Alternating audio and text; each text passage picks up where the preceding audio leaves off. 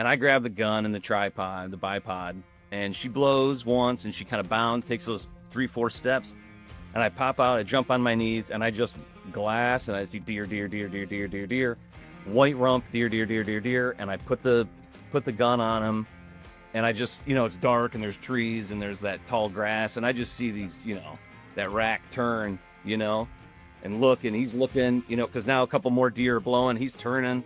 I'm like, holy smokes, that's him. It's him, man. Hey, everybody. Welcome back to another episode of the Fair Chase podcast. If you guys remember, we are working through our listener stories. So we did kind of a giveaway, and we're just looking to hear some of the best hunting stories from people who listen to our podcast. So we got a bunch of entries, a bunch of awesome stories. And man, we couldn't decide which ones to pick, kind of talked it over as a group. So we went with random, which kind of helped take the pressure off. Cause I'm like, some of the stories are heart wrenching and some are, they're just, you don't want to diminish, a story as being better than others. So we went random with it. So we have another one here today. Peter, welcome. How are you? Yep. Hey, good. Great. Thank you. Good to have you on. You had an interesting story about a hunt in Wyoming, but prior to doing that, why don't you give us your name, where you're from, a little background about how you got into hunting? Yeah, sure. So Pieter Sheridan, live in northern lower peninsula of Michigan, up kind of in Traverse City area here. Yeah. And, grew up hunting, going to deer camp. We got a place down in Baldwin, so chasing little Michigan 11 pointers around down there. And, just as a kid growing up, never shot anything. And it was 2016. I think I was my late 20s. Picked up a bow and got hooked. And every year since then, it's just gotten more and more obsessive, right? How it goes. And so my dad and uncle and some family friends, they'd always been going out to Wyoming, maybe like every 4 or 5 years or so, drawing tags out there, building points, the whole. I think I lost your audio.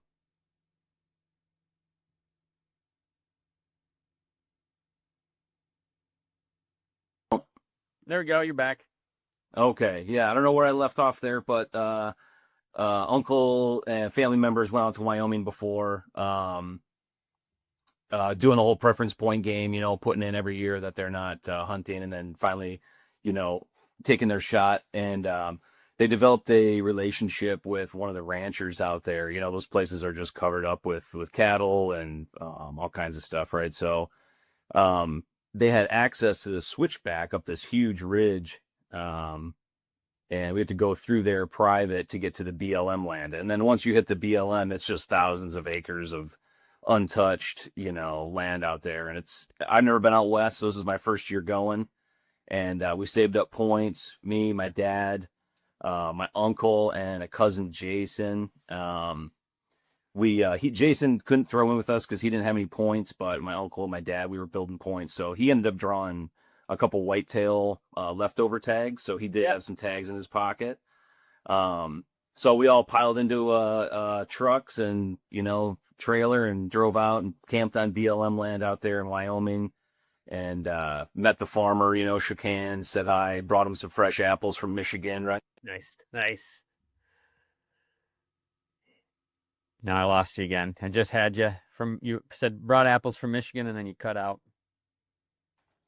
There we go. Got you again. Yeah, how about now? Can you hear me now? Yep. Okay, I took my headphones off. Maybe that will help. Anyway, yeah, brought the apples out, right? Met the landowner. They're like, cool, hunt, no problem. So the first night we got there, set camp up. Jason had those whitetail tags that were already in season, and our mule deer tags, our any deer tags, didn't start until the next day. So we took the 4-wheelers over, and, those deer come off that BLM, they drop down to those alfalfa fields for the cattle. And then they bed up, deep in the coulees and the BLM. Yeah. And so we saw a bunch of really great looking muleys, and it was really encouraging. Anyway, so wake up opening morning. The first 2 days we were out there were like, date?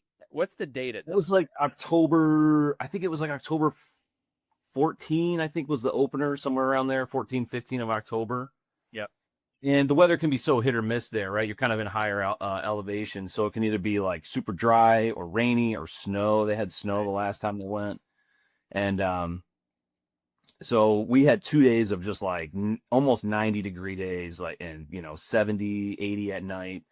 So not really great if you shot a deer that first day, but No. we spent a couple days exploring and doing some scouting, and laid eyes on a couple nice deer. This episode is brought to you by 2O Gear, innovators in technical hunting clothing.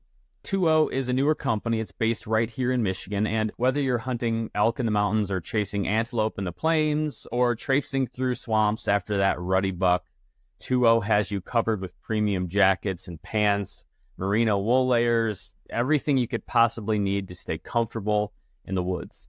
Their products are engineered for functionality and durability, ensuring you stay protected in any conditions. Plus, their camo is really effective. We're big fans. So don't take our word for it, though. Go to 2ogear.com and check it out. Yeah, so the first couple of days, it's still hot, right? You're like, they're bedded right away.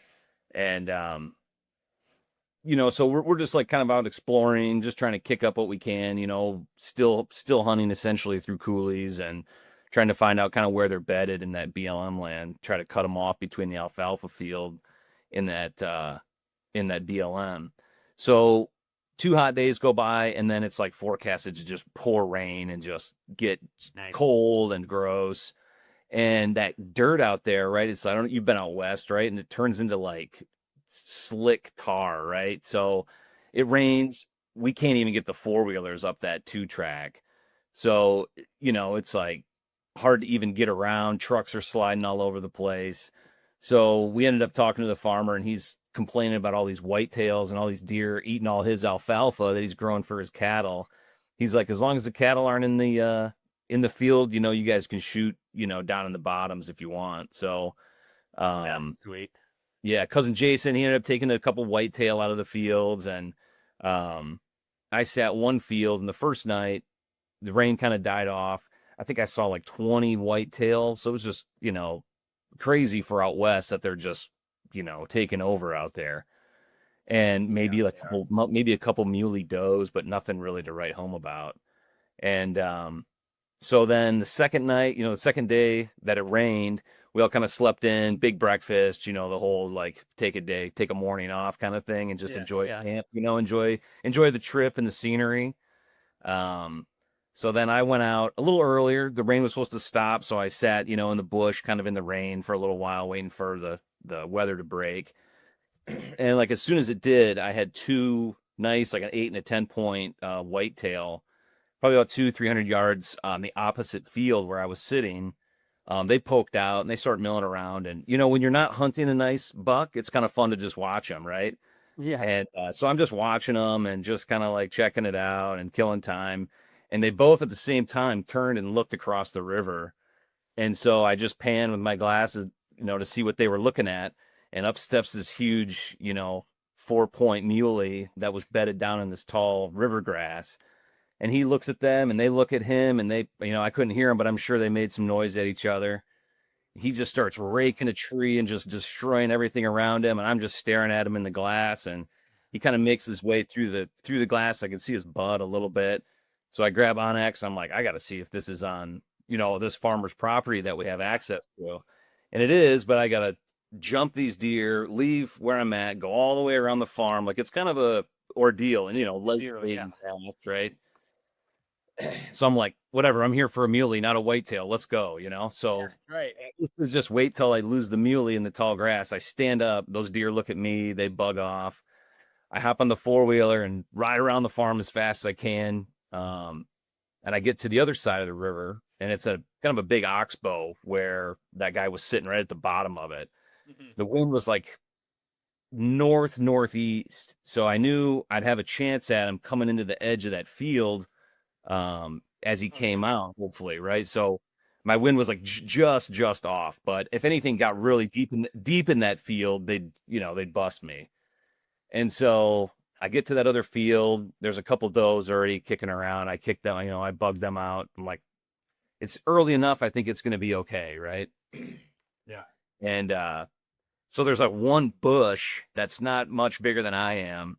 and I sit kind of on the opposite side where I think they're going to come out. Right. Yep. And then Just I also timing it so they come out and you're gonna walk they right come out, and I'm just kind of right there. I can sit, I can put my tripod up, I can just wait. I'm just waiting now, right? Playing the ambush game because I know he's in there, and I know he's going to come out to that alfalfa, Yeah. and I'm expecting him to at least. And so I always think of it like when you're a kid and you play hide and seek, and like you could play hide and seek for like an hour, but then as soon as you find the perfect spot, you got to go to the bathroom, right? Yeah. It's like Yeah. so it's like then you start antsy, you getting fidgety. So I'm sitting down, I'm on my butt. I'm like, no, I can't really move if they come out. So I'm like, let me sit down on my knees, right? Well, I'm not old, but I'm not young either. And so you start sitting on your knees with no knee pads, no pad, no nothing. And man, I didn't realize how much I'd be squirming around. So anyway, these a couple does come out, a doe and a fawn, How far? and they're probably um they're probably like 70 yards, but they're right in that field and like direct line of sight right to me. Yeah. And I'm trying to like look. I know deer are coming out, but I can't see around that bush that I'm behind. I should have been on the other side, but Right. so I'm trying to kind of slowly move, and this fawn actually just busts me right away and stares at me. Friggin' fawn. Yeah. And the mama doe, she's just chilling, eating alfalfa, and finally the fawn like gets behind a little bit of a hill and he doesn't notice me, and then that mom doe, that big doe, just pins me. And I mean, I'm talking like I'm trying to move, like trying to squeeze, just trying to get down around this bush, and I'm like inching. And every time I move, she pops up and looks. Every time I move, pops up and looks. Oh, Never is that blowing. old mama doe? Yeah, never blowing at me, but definitely was like, this is not the farmer checking out the field. Hunters, when you're gearing up in the field or at home, you need tools as tough as you are. Tecton, a family-owned company from Grand Rapids, Michigan, makes hand tools with classic design and top-notch function. Perfect for pros and weekend warriors. Their sockets, ratchets, wrenches, screwdrivers, pliers, and organization systems are built to last. Tecton's growing, and it's hiring for roles in manufacturing, engineering, software, marketing, and more. Check out Tecton.com to shop tools or apply. Yeah. And Right. yeah, something ain't right here. And so she comes in, she starts just marching right at me, and she probably gets to 20 yards just staring at me. And we're having a stare off, and doing the whole thing, don't look them directly in the eyes, look right. They try to get your peripheral. But meanwhile, I'm trying to see if any other deer are coming around. But every time I move an inch, she's just stomping her feet and looking at me. Yeah. And so finally she's just marching back and forth, back and forth. I mean, she's like 15 yards away, and she's smelling me and she's stomping, but not blowing. So I can see some more deer coming out of that field edge. And finally she gets right in front of me. She just lifts her tail a little bit and does that kind of that one blow and maybe like that 10-yard bound and then turn and look. And you can kind of tell when they're going to do that. They're not just totally bugged out. I hate So when that happens. but I knew like if she does that, I have to pop out and look. I got to because now I got like 5 minutes left of legal light. It's getting dark. Of course, that's always happening while this is happening. Yeah. So she lifts her tail, and I grab the gun and the tripod, the bipod, and she blows once, and she kind of bounds, takes those 3-4 steps, and I pop out. I jump on my knees, and I just glass, and I see deer, deer, deer, deer, deer, deer, deer, white rump, deer, deer, deer, deer, deer, and I put the gun on him, and I just it's dark, and there's trees, and there's that tall grass, and I just see these that rack turn and look, and he's looking because now a couple more deer are blowing, he's turning. I'm like, holy smokes, that's him, man.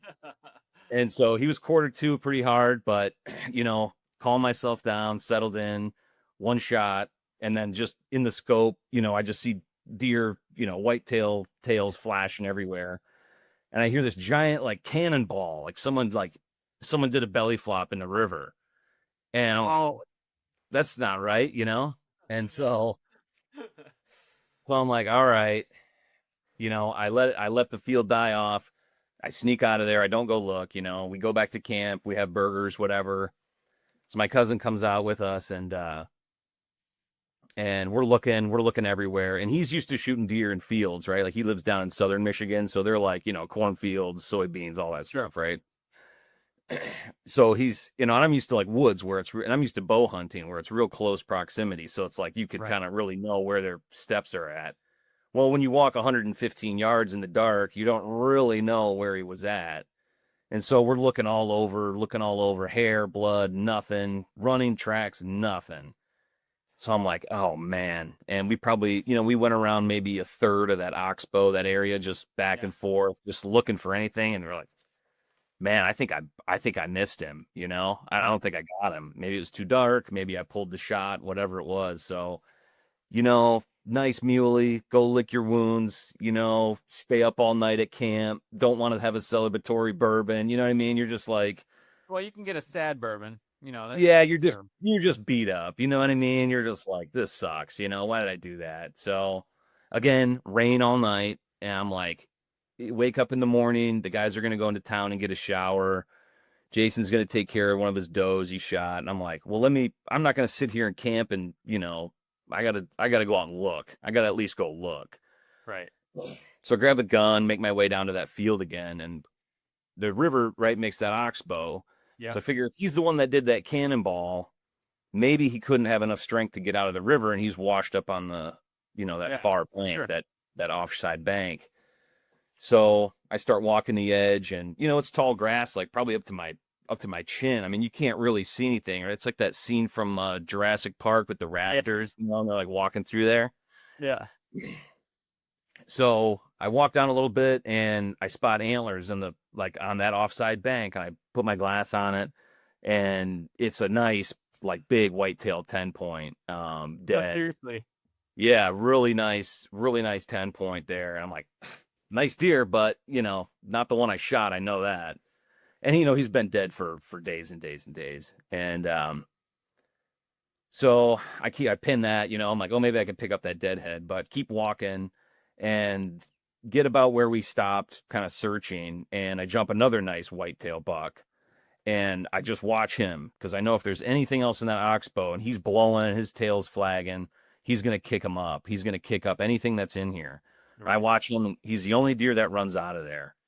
And I'm like, all right, well, that might be good. So keep walking through the grass, and then just see it, that telltale depression of there's something in the grass ahead of me, and part that grass. And there that buck was in the same bed that I saw him get out of. Wow. He went right back into it. Went right back to that bed, and it was a little bit, it was kind of like a liver shot. It wasn't the best shot, but I mean, he went right back to that bed and just laid there and expired. He'd been dead for quite a while, so I mean, I don't think he lasted, a few hours, but it was usually liver's like 4 hours, Yeah. Yeah, I mean, he was stiff, and but man, walking with it then at this point. Oh man, probably over 12 hours. Okay. Yeah, because it was the next morning, like well into the morning. We had breakfast and then I went, so. Your trophy photos are buried in your phone, and the details from your best hunts are already getting fuzzy. Trophium fixes that. It's the app built specifically for hunters and anglers to document every detail: location, weather, gear, and the full story, preserving your memories and allowing you to share them with your crew in private groups. Download Trophium today wherever you get your apps or at trophium.co. Yeah, beautiful 4-point 30-inch deer, man. It's awesome. Guards, the whole deal. High guards, yeah. He's got these nubs all twisted. He's got all kinds of stuff on his bases all coming off, and just a beautiful symmetrical 4-point muley Wyoming deer. My first out-of-state hunt. Couldn't have asked for anything better. You get these deer checked in, right? The game wardens come by all the time. They're driving up and down the highways. You call them, they'll meet you. And so they came down that afternoon and took their recordings, and we got the CWD samples are mandatory there. Yeah. Well, got the lymph nodes out. And the game warden's like, this is the nicest buck that's been pulled out of this whole unit all year. He's like, no way. Yeah, he's like, you're not going to see one like this again. So good job. It's like, oh wow, dude, it's a good start, right? But that's probably how it's going to go. But yeah, man, really cool hunt. And my father-in-law had passed away that earlier that year, and he had gifted me this gun of his, and What was the so caliber? got I the was looking at that. it was it's a 30-06, a Weatherby Vanguard. Beautiful. Yeah, so just like a beautiful wood stock walnut gun. I mean, it's a beautiful gun. That does not it it got beat up out west, but Of course. my father-in-law would want me to take it on an adventure, so it was really cool. Call my wife, and I was like, I got this deer. It's huge. And she's like, yeah, okay. She's used to Michigan whitetail and me showing her trail cam pictures of, 6 points and whatever. And so I FaceTime, you know, holy smokes. Got to make room on the wall for this one. You have a picture of it with a nice whitetail, and it like dwarfs that. Oh, nice yeah. whitetail. So this is that 10 point. Jeez, dude, that's a great buck. Yeah. So easy. I mean, that's a beautiful symmetrical 10 point. Perfect. Yeah. And, oh yeah, that muley, just like, I mean, his eye guards are like as wide as this dude's in G3s, it's insane. There's a different deer, and it's Oh, funny. yeah. It's funny you say that about you see it. It's just rang true because like you'll be in a spot that you're all excited about, and it's like I got to go to the bathroom right now. You get that. I've got a brother-in-law. Every single time we get up to hunt in the morning, we'll go and meet up at a spot, and he's like, "Dude, give me some toilet paper. I'll be right back." So like prior to first light, he poops. And actually, oddly enough, I was hunting mule deer in Wyoming this year. Different region. I Yeah. had a tough time. It was bow hunt, but did get into bucks. And one of them it was in the morning, and I'm like, I have to poop. I want to go up in these rocks and like find like one with like a perfect toilet seat, and I'm just gonna roll with that. And I as I'm doing that, I had two bucks walk out, so I'm like trying to pull their pants, wipe, get all It's set, perfect timing. made a mess of it, and didn't get the bucks. So Yeah, it wasn't meant to be that time. I'm known, I'll say, and I've never said this in the podcast, I am known for I regularly poop in the woods. It just I'm like so I saddle and I'm like, I gotta go. It's my timing. It's a morning thing. I get a little caffeine in me or whatever, and it's just Right. it just happens. That's just part of the deal. I've wanted to shoot one with my pants down. That's like kind of a deep down dream of mine. Yeah, every year that's like part of the goal. Yeah, this year's goal. Yeah. Yeah, man, it was really cool. And we debone the meat, and cape the hide out there. You can't take any brain or spinal tissue or bone or anything.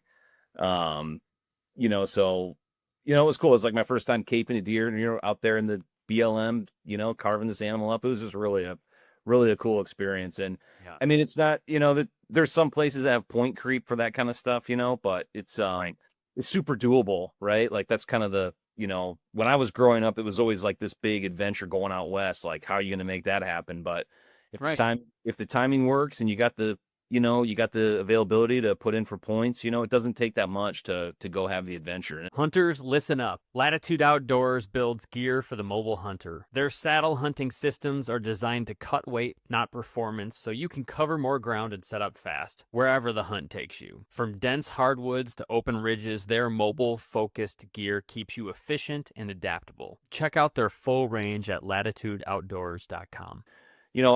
I tagged out muley, and then my cousin tagged out those two whitetail, and my dad shot over a nice 3-point the last night we were there. But I mean, it's cool. It's a fun experience, and we're looking forward to the next one. Heck yeah, dude! It's the best.